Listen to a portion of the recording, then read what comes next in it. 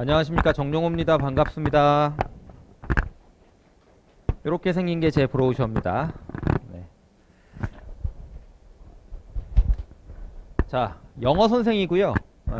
제가 일단 오늘 말씀드릴 건 어머님들이 이번 겨울 방학을 맞이해서 예비 고이가 아니라 그냥 고이라고 얘기할까요? 고이 겨울 방학을 맞이해서 이제 아이들을 대신해서 결단을 좀 내려주셔야 될 부분이 있습니다. 이제 아마 속으로는 아이들과 이렇게 상의를 할 때 이런 마음을 가지고 계신 분들 아마 있을 거예요. 올 겨울방학에 그동안 부족했던 수학 일주일에 막 3일, 5일 해야 되고, 국어 해야 되고, 이과 같은 경우에 탐구도 좀 미리 좀 해놔야 될 것 같고, 그러니까 영어는 뭐 기출문제집 사줄 테니까 뭐 방학 때 한 거 정도 한번 풀어보든지, 1학년 때 모의고사 봤더니 뭐 1등급 괜찮게 나오니까 큰 문제 없는 것 같다. 2학년 올라가도 내신 때가 되면 뭐 내신 학원 다닐 테니까 내신 때 내신 수업 듣고, 수능 공부는 우리 그냥 뭐 인강 하나 듣거나 아니면 문제집 그냥 풀어가지고 이렇게 해결하자. 이런 마음을 혹시 가지고 계신 부모님들한테 제가 말씀을 드리고 싶어요. 이제 지금 영어 공부는 어떻게 해야 되느냐, 이게 핵심이 아니고요. 하느냐 마느냐가 사실 아이들과 어머님이 잘 상의해서 결정해 줘야 될 그 문제입니다. 제가 저희 첫째 딸 얘기를 또 좀 하겠습니다. 제가 설명회 때마다 첫째 딸 얘기하는데 아마 알면 저 죽이고 싶어 할 거예요, 아마. 첫째 딸이 어렸을 때부터 그냥 저희가 주는 거, 제가 주는 거 특별한 불만 없이 그냥 다 이렇게 골고루 잘 먹던 아이였어요. 그러니까 반찬 주면 그러니까 아이들 같지 않게 이렇게 반찬 뭐 나물도 챙겨 먹고 이렇게 잘 먹던 애였거든요. 근데 어느 순간 갑자기 브로콜리를 안 먹겠다는 거예요. 브로콜리를.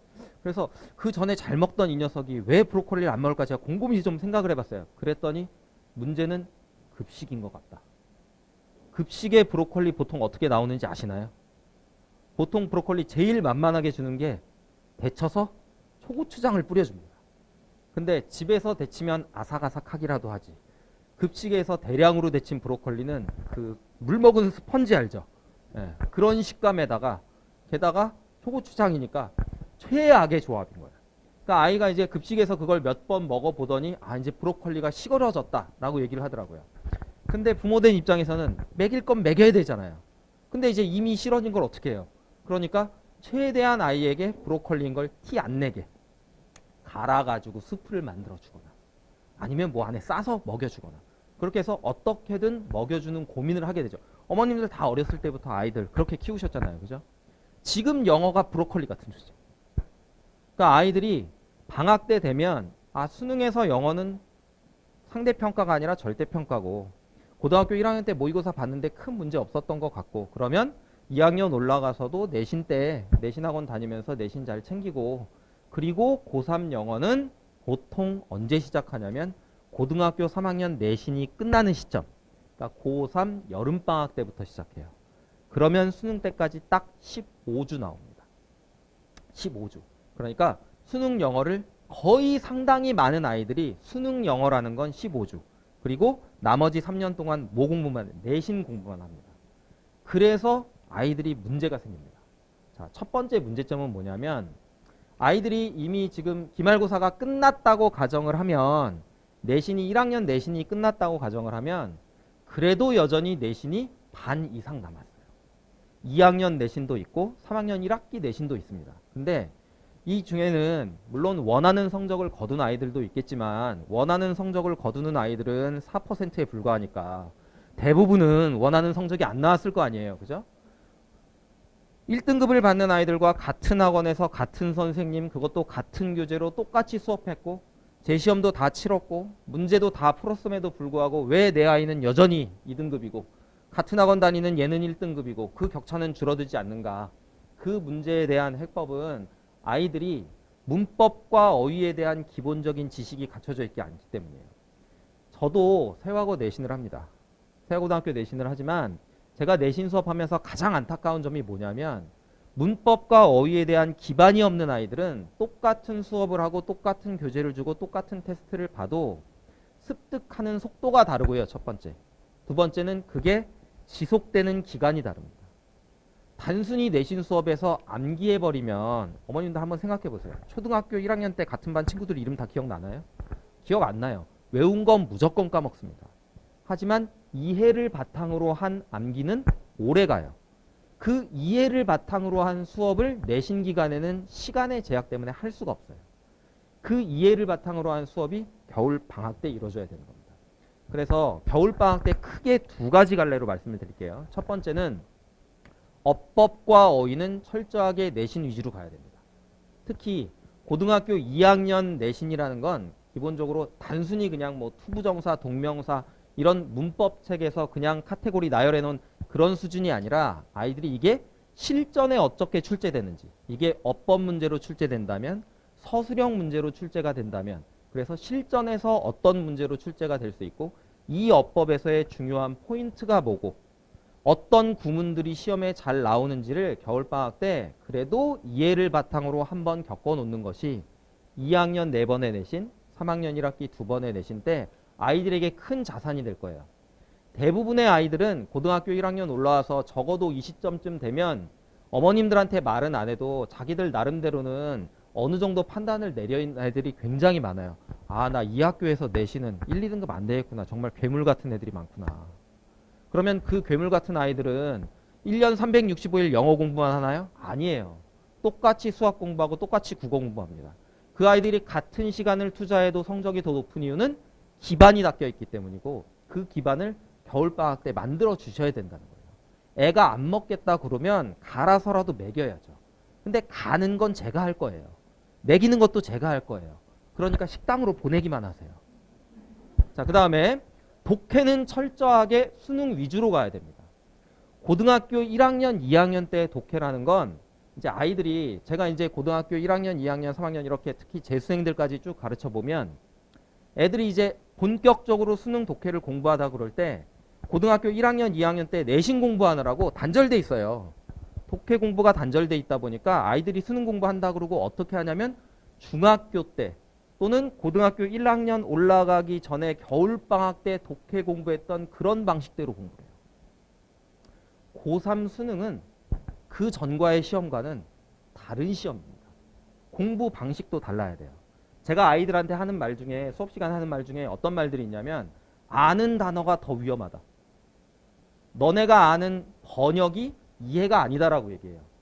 단순한 예를 몇 가지 들어보자면 예를 들어 제가 단어 시험 1번 네이처를 썼다고 그래요. 2번은 내추럴을 썼습니다. 그래서 단어 뜻을 한번 써봐라. 그러면 100명의 학생이면 100명 다 네이처를 뭐라고 쓸까요? 자연이라고 쓰겠죠. 그죠? 근데 아이들이 고3 때 보는 네이처는 자연의 뜻보다 본질 본성의 뜻이 압도적으로 많습니다. 그러면 아이들은 왜 본질 본성의 뜻이 훨씬 많은데 자연이라고 쓸까요? 유치원 때 초등학교 때 네이처를 자연이라고 배웠으니까.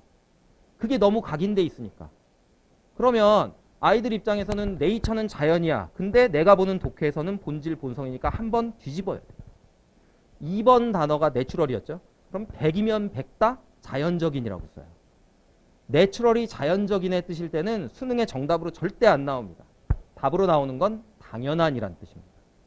그러면 적어도 아는 단어가 아이들이 제가 이제 상담하다 보면 아이들이 그런 얘기 하는 데 있어요. 아마 어머님들한테 모의고사 보고 이런 핑계 대는 애들 많을 거예요. 엄마, 나 시험 봤는데 지문은 다 이해됐어. 아, 근데 빈칸 답을 내가 좀 잘못 골랐나 봐. 아, 내가 다 알았는데 요거 한 단어 잘못 착각해서 틀렸어. 라고 얘기하는 애들이 있어요. 그럼 저는 따끔하게 얘기해요. 그게 수능의 본질이다. 지문을 읽고 어떤 내용인지 이해를 못한다. 그거는 수능을 볼 준비가 안 돼 있는 거고요. 지문이 어느 정도 이해됐을 때 그 안에서 정답을 골라내는 능력. 이게 수능의 본질입니다. 아이들이 고등학교 1학년, 2학년 때 주제, 요지, 제목 문제, 보통 메인 아이디어 문제라고 그래요. 절대 어려워하지 않아요. 한두 문장만 봐도 웬만하면 답이 나와요. 근데 갑자기 고3 가면 갑자기 가끔 가다가 모의고사에서 제목 문제를 틀리고 주제 문제를 틀립니다. 물론 글이 어려워지고 문장이 길어지고 단어가 어려워지는 까닭도 있지만 결정적인 이유는 뭐냐면 예를 들어 주제 문제에서 본문에 나와 있는 단어나 표현을 그대로 가져와서 정답으로 만들면 아이들이 쉽게 골라요. 그게 고등학교 1학년, 2학년 문제예요. 고3 문제는 본문에 나와 있는 단어를 그대로 사용하지 않고 같은 의미의 다른 표현을 씁니다. 그러니까 지문을 다 이해하고도 선진을 잘못 고르는 일이 생기는 거예요. 고등학교 1학년, 2학년 빈칸 문제는 글 중간에 힌트가 여러 가지 나와요. 중요한, 중요하다, 중요한, 중요한, 중요한. 그래서 빈칸 정답은 important. 이게 이제 고등학교 1학년, 2학년 문제예요. 그러니까 대강만 이해돼도 정답이 나오죠. 근데 고3 문제의 정답은 스테이터스입니다. 스테이터스의 뜻은 지위라는 뜻이에요. 선생님, 그럼 지위가 중요성과 어떻게 똑같습니까? 예를 들어 어떤 프로젝트를 하는 데 있어서 나의 지위, 나의 중요성. 근데 그 어떤 단어장과 그 어떤 혼자 공부하는 아이들이 중요성과 지위를 동의어라고 외우는 학생들은 없어요. 글을 읽으면서 사고의 유연성이 필요해요. 그래서 수능 독해는 다른 식으로 공부해야 돼요. 지금까지 봤던 거랑. 아이들이 지금까지 봐왔던 초등학교 때 어학원 열심히 다니면서 중학교 때 어학원 열심히 다니면서 할로윈 때 트릭 하고 그다음에 탐이랑 막 크리스마스 때 파티하고 그다음에 동화책으로 읽었던 내용들 수능에 안 나와요. 수능에 나오는 건 대학교 개론서 수준의 글인데 그것도 문제는 앞뒤 맥락이 없습니다. 뜬금없이 나와요. 그러면 맥락이 없는 글을 어떻게 맥락을 찾아가면서 독해를 할 것인가에 대한 훈련이 필요하다는 거예요. 근데 그걸 아이들이 언제 깨닫냐면 아까 말씀드렸다시피 고등학교 3학년 여름방학 때. 선생님 그러면 15주면 부족합니까? 아니요. 15주면 할 수 있는 시간이에요. 할 수 있어요. 그때 해도 할 수 있어요. 문제는 그때 영어만 할 수가 없다는 게 문제예요. 그때 영어만 할 수가 없어요. 보통 그때 되면 9월 평가원이라는 중요한 시험을 보는데 9월 평가원 보고 나면 누구나 빵꾸 한두 개는 납니다. 탐구 과목 중에 하나 빵꾸가 나든지 국어 수학 중에 하나가 흔들려요. 그러면 당장 그거부터 매달리게 되지 영어에 하루에 2시간, 3시간 시간을 할애할 수가 없어요. 지금 제가 재수학원에서 수업을 하는데 재수학원에서 일주일에 수업 시간이 2시간. 영어 수업 시간, 재수학원에서. 그러면 대부분의 아이들은 2시간밖에 수업을 안 듣고 일주일 내내 영어 공부를 안 해요. 기본이 돼 있는 학생들은 그것만 해도 유지가 될 텐데 올려야 되는 학생들은 그 시간 가지고는 택도 없습니다. 그래서 그 기반을 고등학교 2학년 겨울방학 때 닦아두지 않으면 1학년 때 이제 내신 해보시는 거 아시잖아요. 1학기, 2학기 학기 중에는 수능 공부 못합니다. 특히 영어는 못해요. 여름방학 너무 짧죠. 3주 아니면 4주예요. 뭔가를 해낼 수 있는 시간이 아니에요. 3주에서 4주 동안 할 수 있는 거라고는 저는 고2 여름방학 땐 논리 독해라는 문법은 안 하고 독해만 3주 동안 딱 수업합니다. 글을 읽는 방식에 대한 훈련이에요. 자, 그러면 제가 이제 브로셔 안에 있는 속지를 한번 같이 볼게요. 반포에는 고2 윈터 수업 일정과 실러버스라고 되어 있습니다. 어머님들 정말 죄송하지만 시간을 조금 바꿔야 되겠습니다. 여기 8차시 토요일 오후 4시부터 7시가 아니고요. 1시부터 4시입니다. 1시부터 4시. 학원 전체 스케줄 나온 데는 제대로 나왔는데 이게 조금 날짜가 조금 시간이 조금 잘못돼서 오후 1시부터 4시까지고요. 일주일에 3시간 수업이고 총 8차시 수업이 진행됩니다. 1월 2일 날 개강해서 2월 27일 아이들 개학하기 전에 종강하게 됩니다. 자, 그러면 제가 두 가지 말씀드렸어요. 문법과 어휘는 철저하게 내신 위주. 그것도 원리 원칙도 중요하지만 그것보다 더 중요한 건 실전 적용의 핵심이다.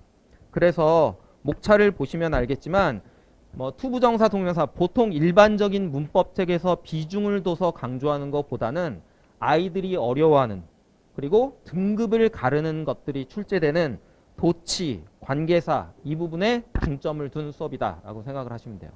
그리고 그것뿐만 아니라 다른 부분도 단순히 그냥 야 이런 게 투부정사야 이런 게 동명사야 보다는 투부정사에선 어떤 게 출제가 되고 동명사 구문은 뭐를 외워야 되고 뭐를 이해해야 되고 특히 투부정사와 동명사의 아이들이 가장 어려워하는 의미상의 주어, 시제, 태 이런 부분들을 집중적으로 수업을 진행을 할 겁니다. 그래서 문법 심화 과정이다 이렇게 생각하셔도 되고요.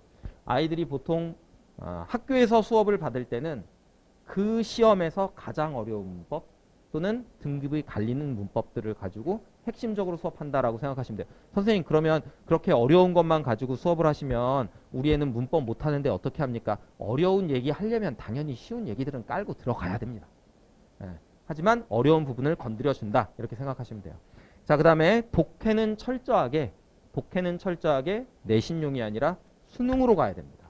그래서 아까 말씀드렸다시피 아는 단어도 다시 보고 아는 문장 우리말로 번역할 수 있다고 해서 이해하는 건 아니에요. 아이들이 고등학교 1학년, 2학년 정도까지만 해도 모르는 단어 뜻 주고 문장 해석 우리말로 써봐라 그러면 써요.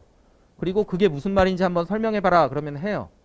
고3 수능 기출문제는 단어 뜻 다 주고 그리고 해석해봐라 그러면 해석은 하되 근데 그게 무슨 말이야 그러면 설명을 못해요.